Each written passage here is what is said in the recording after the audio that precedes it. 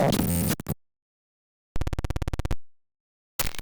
it's Michael Lindsay from Vital MX. We're here with somebody we always have a great time chatting with, Stephen Butler, who is the head of the testing department at Yamaha Motor USA. Now, Butler, we talk to you every single year at every intro because you've been behind a lot of the development at Yamaha here in the U.S. for quite a while now. Now, I look at the YZ65 and I see it as a product that was probably pretty heavily driven by our side here in the U.S. When I look at our bikes, I know that while you do go to Japan quite often yourself and with Preston, and you guys have a lot of say, I would say I look at this model and think that you guys probably had some of the most input you've had in years, would you say? Mm-hmm. Well, I think it was US that pushed for it, and it was obviously a model that a dealers, I've been going to dealer meetings, and dealers have been saying they wanted a model. I can recall perhaps for 20 years that I've heard dealers saying that perhaps the dealers, especially older dealers that have sold YZ50s and YZ60s in the 80s, that there was a model available then. And but anyway, this one was driven a lot by YMUS had requested it to as a step-up model to keep young riders, give them a step up from PW to YZ85 is a big gap to fill that gap. So when you guys finally got the okay to go ahead with this project, I mean, what were some of the main challenges? I think when people picture a YZ, a 65 of any model, they probably think, oh, it's a simplistic bike, but realistically, I look at what you guys have built here, and it really does look like a shrunk down big bike. The clutch covers removal, the way you guys have done the suspension, just frame, a lot of aspects of the bike. It doesn't look like a cheap bike by any means. It's very top line. So, I mean, what were some of the challenges that go into not just shrinking down the technology, but making it also the best that it can be for this platform? Well, firstly, I should say that obviously Yamaha Japan agreed to make it, to develop it, and so they had a team of engineers, and some of those guys were guys that had worked on two-strokes from years ago. So there's a lot of knowledge and a lot of experience with two-strokes that they built a team within Yamaha to develop this machine. And perhaps one of the biggest challenges is, when you look at it's still a motocross bike, and it has just as many parts as a YZ250 or YZ125. So just because it's smaller doesn't mean it's necessarily less expensive to manufacture. So that was a challenge, was to manufacture it to come into that price point. And as you mentioned, it's still a very quality machine, and durability was a key consideration for this model. Just from market research was pretty quick that we heard people that are using brands that are currently in the market, that was a huge complaint, that durability is pretty poor on those brands already available. So this machine was developed with the same level of durability of all YZs, which I think the market has proven that that's probably a higher level than any other company. And it's with Yamaha's very strict standards. I think we've produced a machine that will be, I think it'll be very welcoming to a lot of dads out there that get a little bit tired of working on the bikes that are in the market, and perhaps the parts are a little expensive and difficult to get parts. So, I think it'll be a big change for that class to have a reliable machine. I mean, as someone that's not extremely far removed from doing that as an amateur, I mean, I remember being 4 years old, and I'm there between the more modern size bikes, 50s, 65s, 85s, up to big bikes. I remember my dad is a mechanic for a living in the heavy equipment industry, so he's very technically knowledgeable, but still watching him struggle and get irritated with 50s and 65s specifically. By the time you get to 85, I hear him say, as I started, of course, do some of the basic maintenance, that takes him a load off, but it was just like, period, is going to 85s to big bikes was so much less of a hassle than the 50, 60 days. They really were little bit of flying parts machines between clutches and certain components on that wore out for the really high performance models.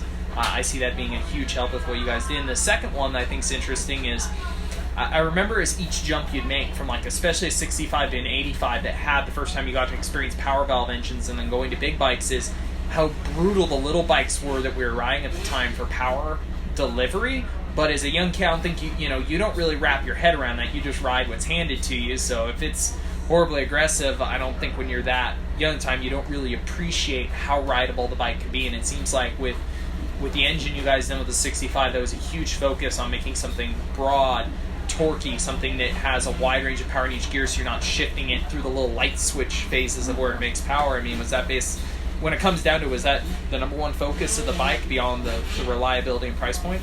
Yeah, so performance-wise, a broad power band was something that's easier to keep on the pipe. That's the most difficult thing about riding these little bikes is the power's so peaky, and you have to keep it on the pipe and to try and reduce the amount of shifting so obviously the centrifugal.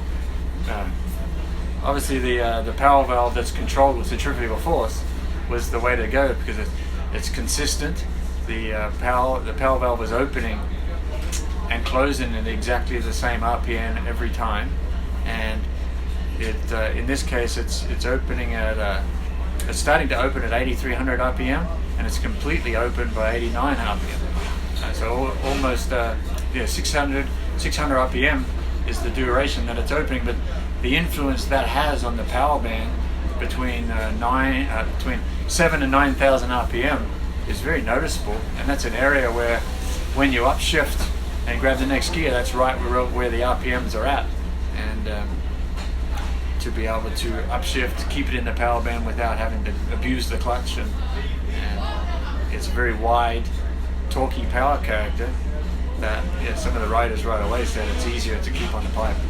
So the hard part's got to be developing the bike, because naturally, I mean, you could go the really crazy route of putting yourself on the bike to do a couple laps to learn a few things, but naturally you also have to have the kids that fit on it to test it. I mean, do you guys, is it just kind of range numbers? You just start testing with as many kids as you can get your hands on to get usable information? Do you find it more helpful to get kids that have moved up to 85s that maybe know more, dropping them back down? How do you guys go about developing this small of a bike? Yeah, actually, it was like a lot of the settings are all made by adults, adult riders. I've ridden the thing quite a bit. I rode it in Japan a couple of times, and I came here a couple of times. So I think adults, we can get it much closer to some spec, and then have maybe three different specs: soft, medium, and something in the middle.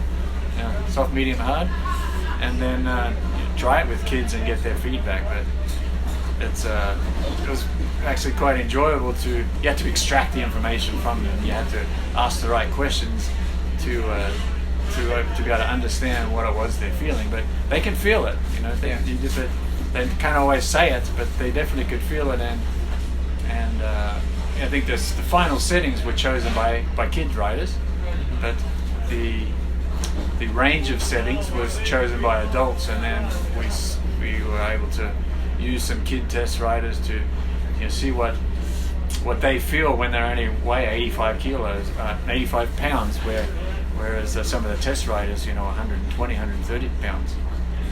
So we've talked plenty about the actual development process, getting Yamaha to want to go ahead with this, the engine side. Let's even talk about suspension and chassis a little bit. One of the first things that stands out to me is, for being such a small bike, you have a set of KYB suspension that is fairly decent size in all the components. There's plenty of adjustability, and one of the most standout features is when you look at the bike straight on from the front is how wide the fork offset is in terms of width between each other, how wide the triple clamps are, how big the axle is, certain things like that stand out to me that look very aggressive, racy, because there's a lot of rigidity in those parts by doing that.